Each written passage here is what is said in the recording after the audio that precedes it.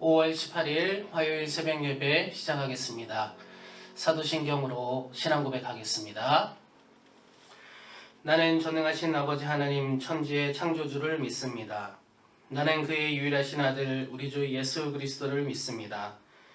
그는 성령으로 잉태되어 동정녀 마리아에게서 나시고 본디오 빌라도에게 고난을 받아 십자가에 못 박혀 죽으시고 장사된 지 사흘 만에 죽은 자 가운데서 다시 살아나셨으며 하늘에 오르시어 전능하신 아버지 하나님 우편에 앉아 계시다가 거기로부터 살아있는 자와 죽은 자를 심판하러 오십니다. 나는 성령을 믿으며 거룩한 공교회와 성도의 교제와 죄를 용서받는 것과 몸의 부활과 영생을 믿습니다. 아멘. 찬송 304장 함께 부르겠습니다.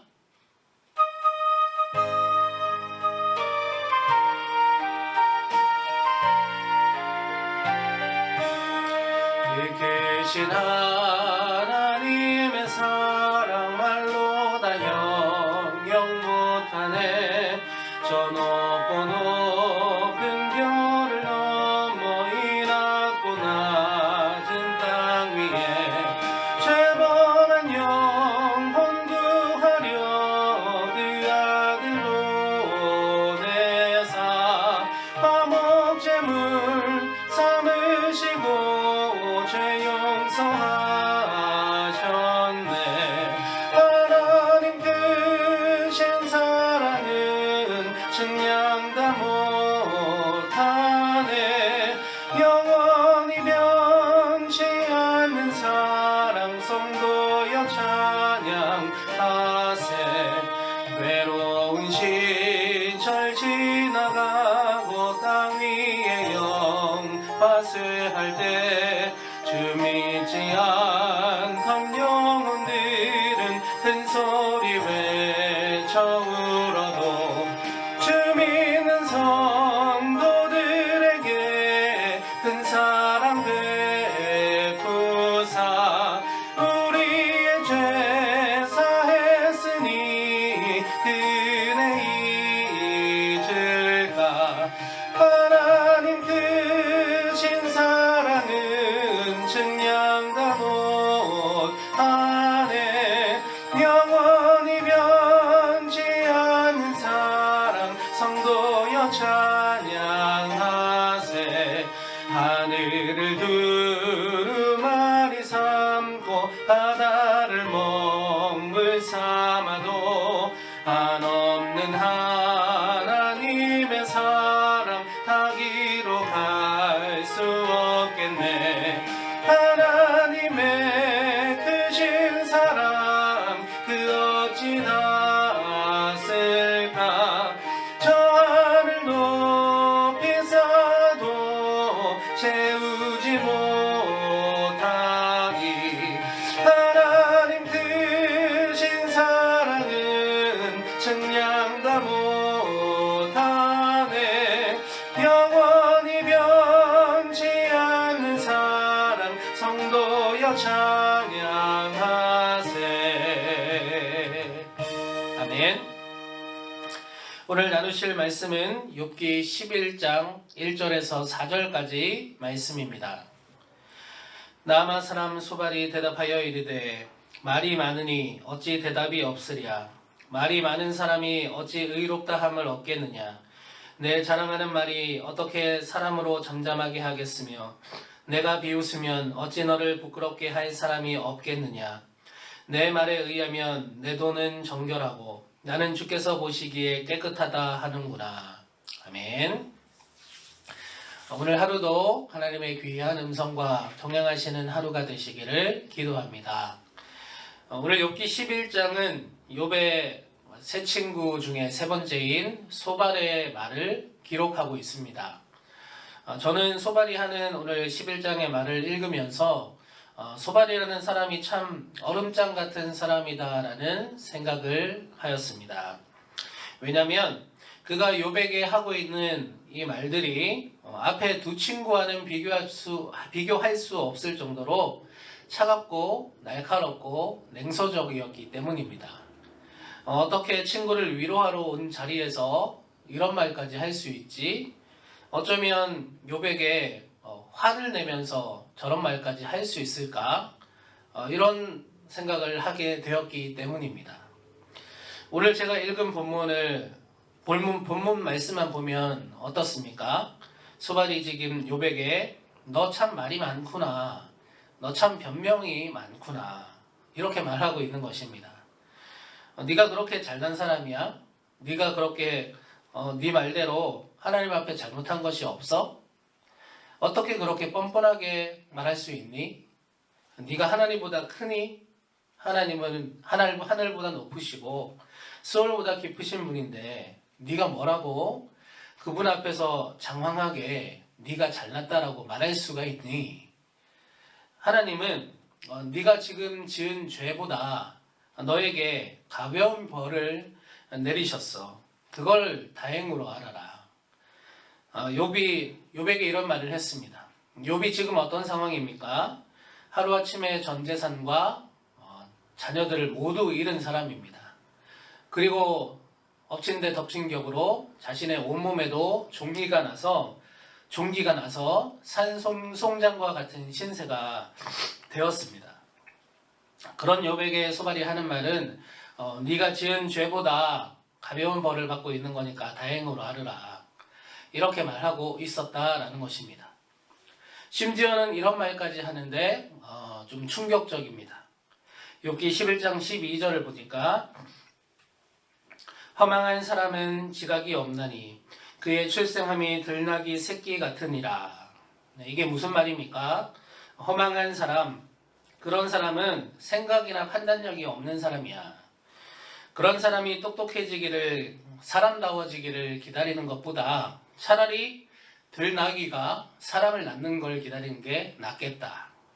이렇게 말하고 있는 것입니다. 이 말은 그냥 욥에게 지금 욕하고 있는 것이죠. 소발이 욥에게 욕을 하기까지 했다는 것입니다.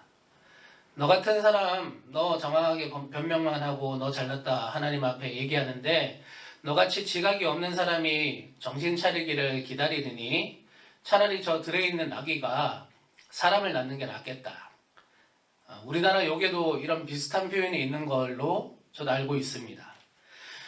들나귀라는 것은 동물 중에서도 비천한 쪽으로 속해 있는 동물인데 그런 비천한 동물에게서 사람이 나는 게 오히려 너 같은 사람이 정신 차리기를 기다리는 것보다 낫겠다. 소발이 지금 욥에게 말했다는 것입니다. 그렇게 욕을 하고 난 후에 또 소발이 말합니다. 그러니까 너는 지금이라도 정신 차리고 하나님 앞에 두 손 들고 나아가라. 그리고 네 죄를 고백하고 회개해라. 그러면 너의 고난은 물러가고 희망이 다시 솟아오를 거야. 그런데 회개하지 못하고 지금처럼 그렇게 악인의 길을 계속 택한다면 그런 사람에게 희망이라고는 마지막 숨을 잘 거두는 것밖에 없을 거야. 이것이 욥기 11장에서 소발이 욥에게 하고 있는 말의 대략적인 내용들입니다. 이런 유형의 말을 하는 것이죠. 내가 어떤 고민을 친구에게 털어놓았습니다. 그랬더니 그 친구가 그 얘기를 들었는데 막 야단을 먼저 치는 겁니다. 야, 네가 그거 그렇게 했으니까 네가 그런 거지. 너 이만한 걸 다행으로 알아라. 목숨 붙이고 있는 게 다행인 줄 알아. 내가 볼 때는 네가 잘못한 일이 많은데 무슨 위로를 바라냐. 정신 차려. 너 지금 제정신이니? 아유, 이 정신 나간 친구야. 이런 식으로 말하는 것입니다. 소발이라는 친구가 얼마나 냉정한 사람인지를 알 수 있는 것입니다. 사랑하는 성도 여러분, 욥의 세 친구의 말을 우리가 1차적으로 한 번씩 쭉 이제 읽어보고 또 말씀을 나눠보았습니다. 오늘 소발이 가장 형편없는 말을 했지만 이 세 친구들의 공통점을 찾는다면 욥에 대해서 선입견을 가지고 다가갔다라는 것입니다. 어떤 선입견입니까? 욥이 잘못했으니까 벌받는 것이다. 이런 선입견으로 다가간 것이죠. 이렇게 딱 정해놓고 욥을 대하고 욥에게 말하려고 하니까 다들 너의 잘못을 하나님께 회개하고 돌이켜라. 그러면 너의 이 고통이 끝날 거야. 하나님이 회복시켜 줄 거야. 이렇게 말하게 되는 것입니다. 세 친구들의 표현은 다 제각각이었지만 결론적으로는 하나님께 회개하고 용서받으라. 이렇게 말하고 있다는 것입니다. 오늘 소발은 심지어 욥에게 욕까지 하고 만 것입니다. 선입견은 우리가 버려야 할 것 중에 하나입니다. 선입견이 가져다 주는 것 중에 좋은 것은 없기 때문입니다. 우리가 선입견을 가지면 그 대상을 바르게 볼 수 없습니다. 이미 제한된 틀로 그 대상을 판단하면서 들어가기 때문입니다. 그리스도인이 선입견을 가진다면 하나님의 사랑을 실천할 수 없을 것입니다. 하나님은 원수까지도 사랑하라 하셨는데 선입견이 있는데 어떻게 원수까지도 사랑할 수가 있겠습니까? 나와 다르면 우리는 그 대상을 두렵게 봅니다. 선입견을 가지게 됩니다. 선입견을 가지고 그 대상을 보게 됩니다. 요즘은 코로나19로 해외여행을 못 가지만 저의 경험에도 보면 해외로 여행을 떠나면 모든 것이 낯설고 익숙하지가 않습니다. 그 중에서 음식은 더 낯선 것인데 동남아 과일 중에서 과일의 여왕이라 불리는 두리안이라는 과일이 있지 않습니까? 얼마나 맛있었으면 과일의 여왕이라고 하겠습니까? 실제로 두리안은 참 부드럽고 달콤한 맛을 가진 과일인데 이 두리안이 맛있다라는 것을 느끼기까지는 몇 가지를 좀 거쳐야 됩니다. 가장 큰 문제는 바로 냄새이죠. 이 과일의 껍데기에서 나오는 냄새입니다. 뭔가 썩는 것 같기도 하고 쿰쿰하고 그렇습니다. 그 냄새가 얼마나 지독하냐면 숙소나 비행기를 타러 오는 탑승장에 금지 품목으로 선정될 정도입니다. 처음 두리안을 접하는 외국인들이 이 냄새 때문에 두리안을 접하려고 하지 않습니다. 그런데 주변에서 맛있다 하는 이야기를 하니까 어떤 맛이길래 사람들이 저렇게 맛있다고 할까 조금 관심을 가지게 되는 것이죠. 그래서 껍질이 없는 그냥 과육만 살짝 입에 넣어 봅니다. 그 냄새가 과육에도 좀 나는데 좀 참고 입에 넣어 보는 것이죠. 입에 넣는 순간 어떻습니까? 세상에 이런 과일이 있나 하고 그 뛰어난 맛을 감탄하게 됩니다. 그러고 나면 이렇게 말하죠. 없어서 못 먹죠. 이렇게 말하게 됩니다. 그러고 보니까 우리나라도 홍어나 또 번데기 같은 좀 선입견을 가지게 되는 음식들이 있습니다. 저도 홍어는 아직 정식으로 접해보지 못해서 말씀을 드릴 수 없지만 번데기를 처음 접할 때가 생각이 납니다. 애벌레가 고치가 된 것이 번데기인데 이 번데기를 삶아서 팔지 않습니까? 사람들이 그거 맛보면서 번데기 진짜 맛있다 라고 이야기하는데 저는 그걸 보면서 딱 봐도 곤충의 그 번데기라는 것을 알 수 있을 정도로 적나라한 모양이고 이게 곤충이다 라는 생각을 하기 때문에 저걸 왜 먹어 굳이 라는 생각을 하게 되는 것입니다. 그래서 먹는 걸 저는 주저했죠. 그런데 지금은 어떻습니까? 오히려 제가 이제 번데기를 막 먹으면서 못 먹는 청년들이나 친구들을 보면서 아니 이걸 왜 못 먹어? 야 빨리 먹어봐. 얼마나 맛있는데 이렇게 말하게 되는 것이죠. 번데기 역시도 고단백 음식이야 단백질 좀 섭취해. 번데기 없어서 못 먹지 뭐 이렇게 얘기하게 됩니다. 두리안이든 홍어든 번데기든 이런 음식을 이런 음식을 가지고 있는 어찌 보면 가지게 되는 그 선입견을 한꺼풀 벗겨보니 어떻습니까? 그 안에 있는 뛰어난 맛, 정말로 훌륭한 과일 또 음식이라는 것을 알게 되지 않습니까? 오늘 소반의 말을 읽으면서 욥의 세 친구들은 친구임에도 불구하고 욥에 대한 선입견을 통해 잘못 판단해버리는 우를 범하고 말았습니다. 선입견을 버리고 모든 것을 대하는 우리가 되면 참 좋겠습니다. 예수님은 모든 사람을 선입견을 버리고 보셨습니다. 우리도 그와 같은 그리스도인이 되어야 하는 것입니다. 그래서 남을 판단하고 정죄하기보다는 사랑으로 감싸주는 그리스도인이 될 수 있기를 간절히 소원합니다. 주님께서 우리에게 그런 아버지의 마음을 허락해 주시기를 간구하는 하루가 되기를 소망합니다. 주신 말씀 기억하며 기도하겠습니다.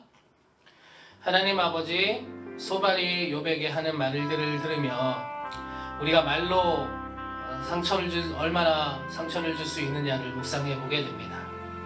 특별히 욥을 바라보면서 친구들이 욥이 잘못했으니까 라는 선입견을 가지고 욥을 대하는 것을 볼 때에 선입견이 얼마나 우리에게 불필요한 것인 것을 깨닫게 됩니다.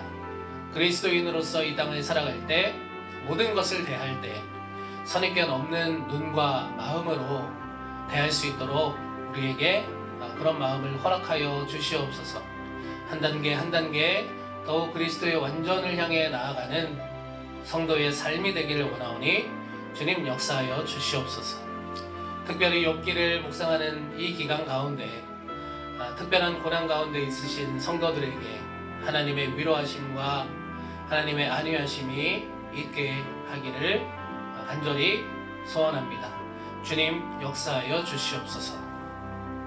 감사드리며 우리 주 예수 그리스도 이름으로 기도드립니다. 아멘.